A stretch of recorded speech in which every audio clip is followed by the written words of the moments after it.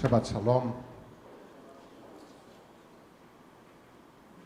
Chegamos então ao mês de Elul. O mês que antecede Rosh Hashanah. Qual é o sentido desse mês? Rosh Hashanah vem com toda a expectativa. Mas quando a gente tem toda uma expectativa, Rosh Hashanah até comemora a criação do mundo, a simbólica criação do mundo. Quando a gente comemora algo, não nos preparamos com antecedência. Elul é esse período de preparação espiritual. Então, começando esse mês de Elul, uma das ideias é que a gente comece a fazer um flashback no último ano, nas lembranças, nos acontecimentos. Assim, cumprindo essa sugestão da nossa tradição, veio em mente uma situação que, talvez influenciada até pelos últimos dias dos pais, recentemente passado, que marcou minha adolescência. Foi um dia, cheguei em casa, com muitos adolescentes, efusivo, impetuoso, na hora da refeição, da comida familiar, falei em alto e bom som, me arvorando, sabedor do destino do mundo e de como o mundo deve ser lapidado, falei assim: sou anarquista. Meus pais, eu esperava que esboçassem alguma reação. Aliás, a ideia da provocação é que eles reagissem. Mas contemplaram-me com um silêncio de quem levanta a sobrancelha e diz: ok. Mas aí eu insisti: sou anarquista, é a solução. Passado mais um tempo, uma das atividades que eu tinha com meu pai era jogar xadrez. Ele falou: vamos jogar um xadrez? E eu gostava de jogar xadrez. Aí sentamos, colocamos as peças no tabuleiro, um lado brancas, outra preta, começamos o jogo de xadrez, e ele falou: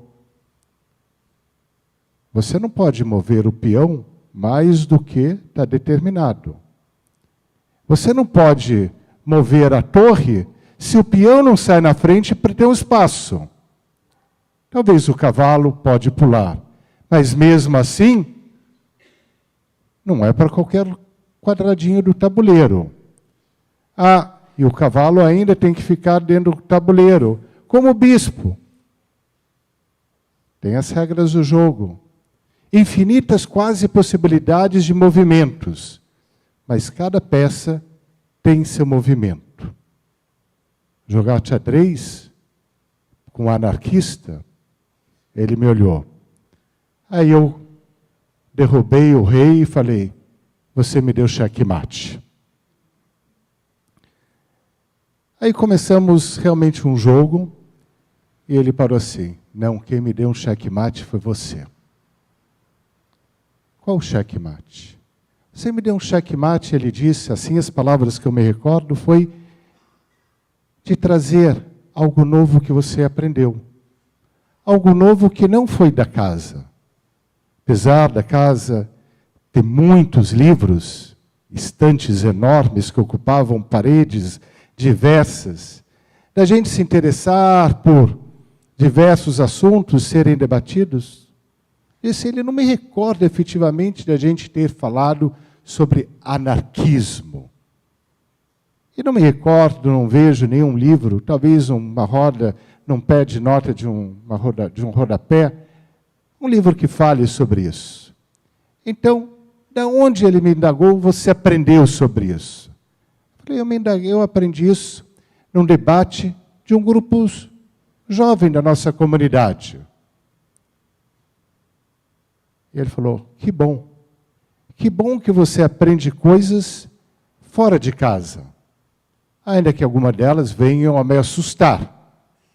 Mas que bom, porque senão você estaria somente duplicando meu ponto de vista, minha visão, minha percepção.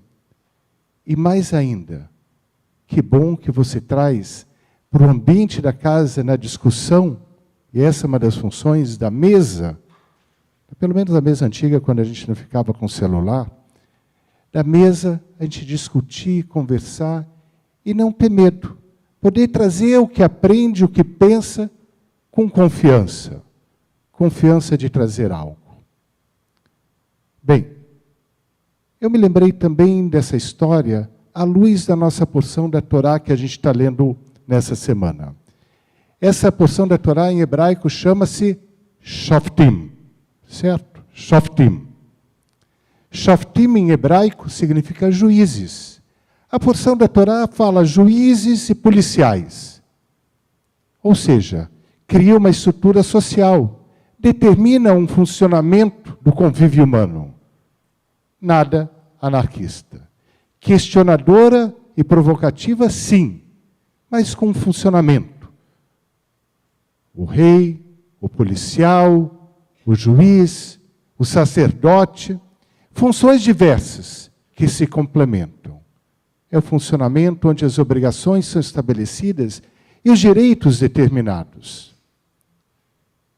E o segundo ponto dessa paraxá é que o rei, ele também não era absoluto no seu próprio poder. A paraxá convida ou informa que o rei tem que aprender e constantemente ler o ensinamento. Que ensinamento a Torá se refere? Provavelmente colocado no contexto histórico, se refere ao próprio ensinamento da Torá. Mas é uma maneira de dizer, o rei tem que aprender. Tem que aprender e reciclar o seu estudo. Colocado num contexto mais filosófico, esse ensinamento é da Torá e de tudo que deriva do aprendizado da Torá e tudo que influencia o aprendizado da Torá. Ou seja, o saber como um todo. Então, uma das mensagens dessa paraxá é não ter medo de aprender. Essa paraxá, de alguma maneira, é um remédio para uma fobia chamada neofobia, fobia do novo. Não recear aprender algo que venha a ser novo.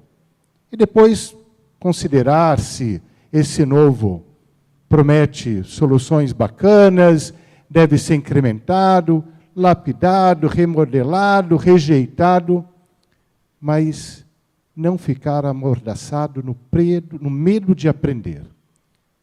E no medo de aprender algo novo. Não duplicar, não Ctrl+C, Ctrl+V, não apenas as mensagens que a gente recebe inúmeras nas mídias sociais que somente referendam aquilo que a gente gostaria de automaticamente saber, porque os algoritmos ou sabem, de alguma maneira, o que a gente gostaria de ouvir ou de ler. Não ter medo de aprender.